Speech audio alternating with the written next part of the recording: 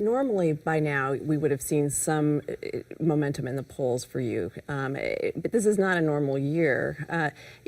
Time is running very short, though. How do you seal the deal with Iowans? Well, the way I've started, I believe in Iowa. I believe that the people of Iowa are going to take this responsibility seriously, and they're going to find the candidate, not who the national pundits are talking about today, not who has the most money or who has the most support out of New York and Washington, but the persons that they've had a chance to meet with.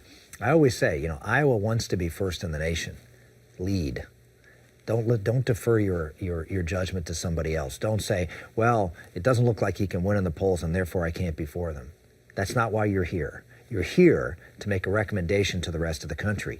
Lead. Do what you believe is in the best interest of our country, not what the pundits say who can win or lose, but who you believe is going to be the best person to defeat Barack Obama and to govern this country.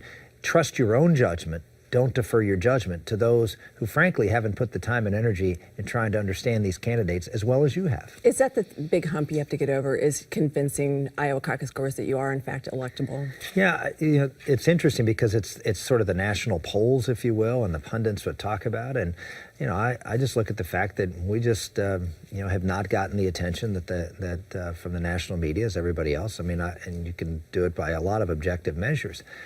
But the reason is because I've spent my time here.